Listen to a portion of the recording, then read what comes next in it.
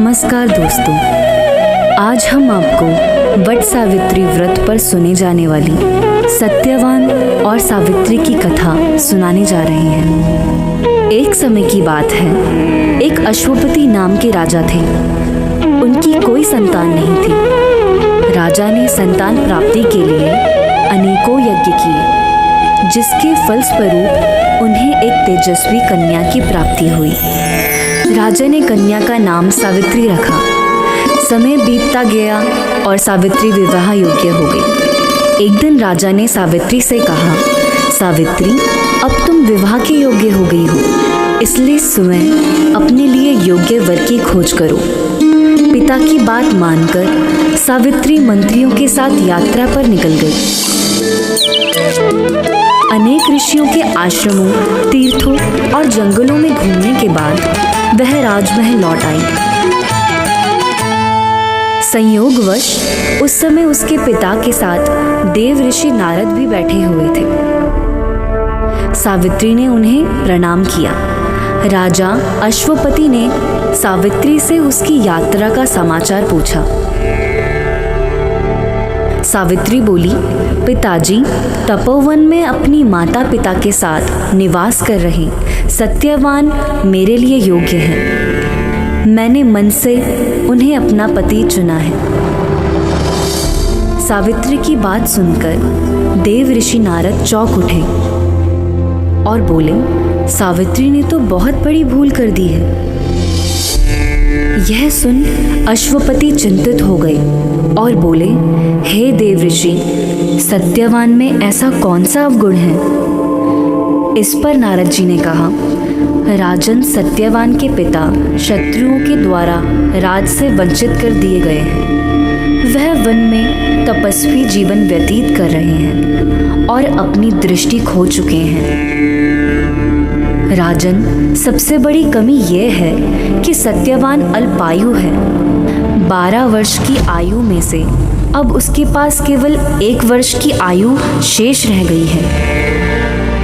नारद जी की बात सुनकर अश्वपति ने सावित्री को समझाया कि वह किसी दूसरे उत्तम गुणों वाले पुरुष को अपने पति के रूप में चुन ले।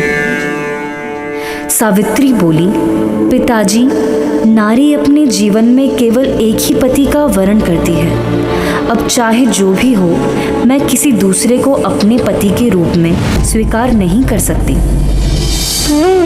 पुत्री की हट के आगे पिता विवश हो गए और सावित्री का सत्यवान के साथ पूरी विधि विधान से विवाह करा दिया गया।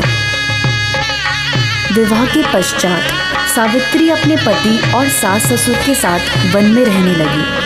पति और सास ससुर की सेवा अब उसका धर्म बन गया था। जैसे जैसे समय बीतता जा रहा था, सावित्री के मन का भय बढ़ता जा रहा था।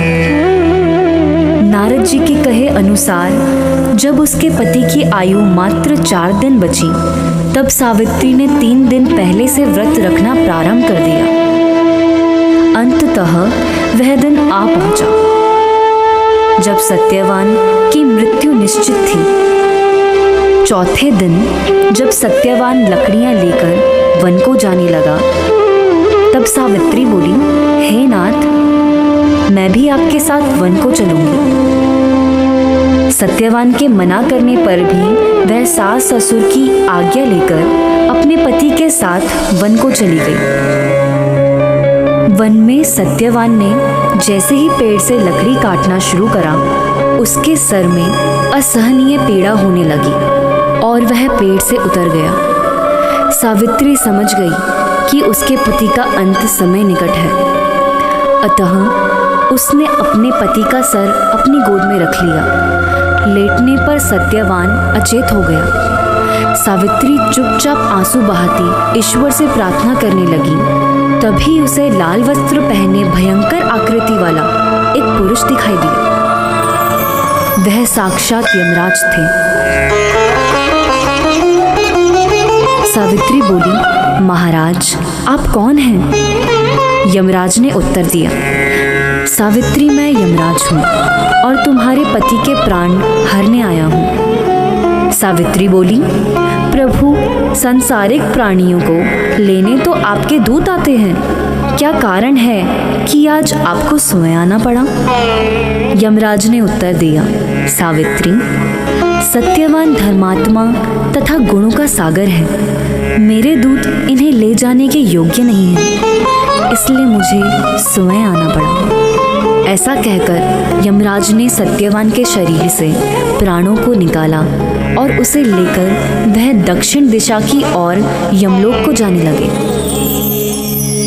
सावित्री भी उनके पीछे पीछे चल दी। सावित्री को अपने पीछे आता देख यमराज बोले, सावित्री, तुम मेरे पीछे कहाँ आ रही हो? सावित्री बोली, मेरे पति जहाँ जाएंगे मैं भी वहीं जाऊंगी, यही मेरा धर्म है। यमराज के बहुत समझाने पर भी सावित्री नहीं मानी। उसके पतिव्रता धर्म की निष्ठा को देखकर यमराज बोले, तुम अपने पति के बदले कोई भी वरदान मांग लो।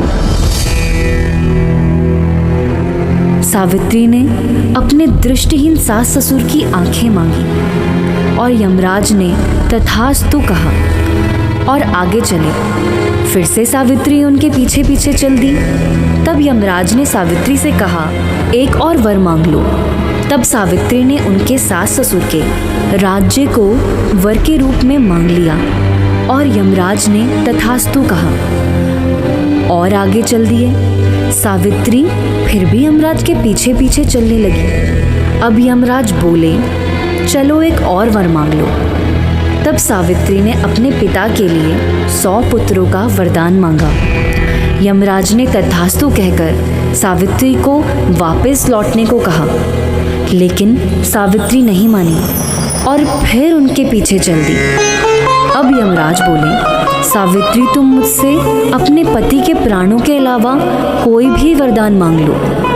तब सावित्री ने वर मांगा कि उसके सत्यवान से 100 पुत्र प्राप्त हों। इस बार भी यमराज तथास्तु कहकर आगे बढ़ने लगे, परंतु सावित्री फिर उनके पीछे चल दी। यमराज बोले, मैंने तुम्हें सभी मनवांछित वर दे दिए हैं, अब तुम लौट जाओ। तब सावित्री बोली, महाराज, आपने मुझे सत्यवान से 100 यशस्वी पुत्रों का वरदान दिया है और सत्यवान के बिना पुत्र कैसे संभव होगा? ऐसा कहकर सावित्री ने यमराज को उलझन में डाल दिया। तब यमराज बोले, सावित्री, मैं तुम्हारे पतिव्रता धर्म से प्रसन्न होकर सत्यवान के प्राण छोड़ रहा हूँ और साथ साथ तुम्हें आशीर्वाद देता हूँ कि तुम्हारी यह कहानी युगों युगों तक सुनाई जाएगी। यह कहकर यमराज ने सत्यवान के प्राण छोड़ दिए और यमलोक को लौट गए। तब सत्यवान और सावित्री अपनी कुटिया में पहुंचे।